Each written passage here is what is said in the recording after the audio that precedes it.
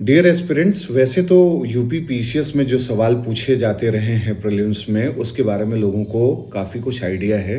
Pattern और trend का भी पता है कि कैसे सवाल पूछे जाते हैं। लेकिन इस बार फिर से यूपी पीसीएस का एग्ज़ाम जो आज हुआ, उसमें ये एक बात सिद्ध हो गई है कि कुछ ऐसे टॉपिक्स हैं जो एवरग्रीन हैं, हर हाल में पूछे जाएंगे। जैसे global reports, global organisations, regional organisations, उन सब के बारे में सवाल ज़रूर पूछा जाएगा। आज एक सवाल पूछा गया, ग्लोबल वेज रिपोर्ट कौन जारी करता है? तो इंटरनेशनल लेबर ऑर्गेनाइजेशन एक बहुत इंपॉर्टेंट ऑर्गेनाइजेशन है। अक्सर मैं अपनी क्लासेस में भी बताता हूँ बच्चों को कि ये कौन से रिपोर्ट्स जारी करता है। World employment and social outlook report, world social protection report, और उसके साथ साथ जो ये आज रिपोर्ट पूछा गया ग्लोबल वेज रिपोर्ट, ये आईएलओ जारी करता है। इसके साथ जीसीसी, गल्फ कोऑपरेशन काउंसिल, अभी न्यूज़ में है। इसके साथ भारत का एफटीए होना है, और इसमें भी पूछा गया कि जीसीसी का कौन सा मेंबर नहीं है। तो ईरान, इराक इसके मेंबर नहीं हैं। इसके अलावा बिम्स्टेक के बारे में भी पूछा गया। मोदी ने इस साल बिम्स्टेक समिट में भाग लिया था। बिम्स्टेक एक बहुत इंपॉर्टेंट ऑर्गेनाइजेशन है। बे ऑफ बंगाल रीजन में जो कंट्रीज़ हैं, उनके साथ इंडिया का कनेक्शन बहुत स्ट्रांग होना ज़रूरी है। भारत के मैरीटाइम जो ट्रेड है, सस्टेनेबल फिशरीज़ है, डिजास्टर मैनेजमेंट के जो गोल्स हैं, उन सब के लिए, इसलिए बिम्स्टेक जो है इम्पॉर्टेंट है। और बिम्स्टेक समिट में भाग लिया मोदी ने इस साल, तो इसलिए पूछा जाना जरूरी था कि बिम्स्टेक का कौन सा सदस्य नहीं है। इसके साथ एक सवाल आईएमएफ में पूछा गया।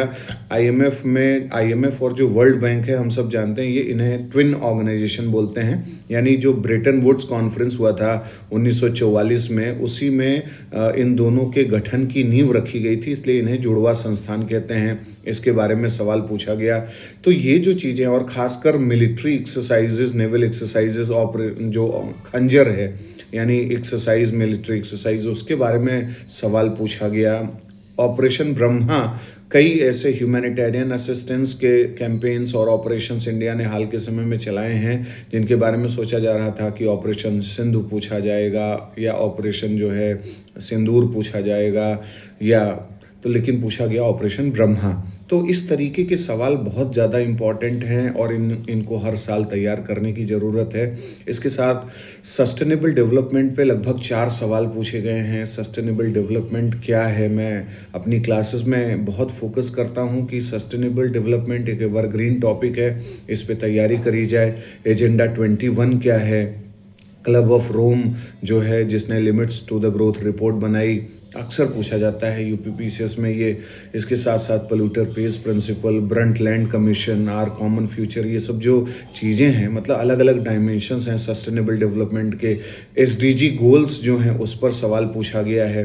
तो ये है, और इसके साथ साथ सतत विकास से रिलेटेड जो कुछ कॉन्सेप्ट्स हैं, जैसे पॉवर्टी एग्जैक्टली क्या है, कौन सी चीज़ों का एब्सेंस पॉवर्टी कहलाता है, क्या केवल पैसा नहीं है या इनकम नहीं है तो ही पॉवर्टी है, या और भी चीज़ें हैं। मल्टी डायमेंशनल पॉवर्टी के बारे में कॉन्सेप्ट जो पूछा गया।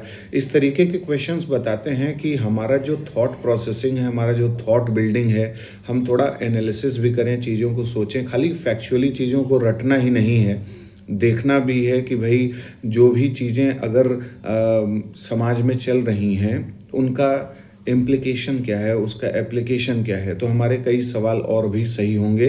तो थोड़ा सार्थक तरीके से इस पे काम करने की ज़रूरत है। इस पे पूरी एक फुल प्रूफ स्ट्रेटजी पर हम लोग डिस्कस जल्द ही करेंगे। अभी तो फ़िलहाल मैंने थोड़ा सा अपना जो दृष्टिकोण है वो आपको व्यक्त किया कि कुछ हमें टॉपिक्स, एवरग्रीन टॉपिक्स मान करके उस पे काम करना चाहिए। जैसे रीन्यूएबल एनर्जी है, फूड प्रोसेसिंग है। आपने देखा होगा फूड सिक्योरिटी पे 2-3 सवाल हैं हर साल। क्यों फूड सिक्योरिटी पर सवाल आता है? ग्लोबल वार्मिंग और क्लाइमेट चेंज से रिलेटेड जो एरियाज़ हैं, उस पर सवाल पूछा जाता है। पोर्ट्स जितने हमारे बहुत इंपॉर्टेंट हैं, पोर्ट्स पर सवाल पूछा जाता है। सागरमाला प्रोजेक्ट जो इंडिया को पोर्ट लेड इकोनॉमी बनाना चाहता है, उस पे आप सब जानते ही हैं कि ये बहुत बड़ा प्रोजेक्ट है।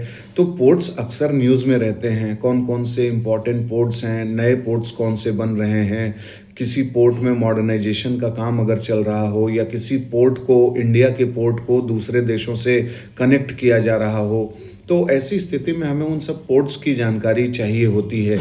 इन सब पहलुओं पर हम और चर्चा करेंगे। धन्यवाद।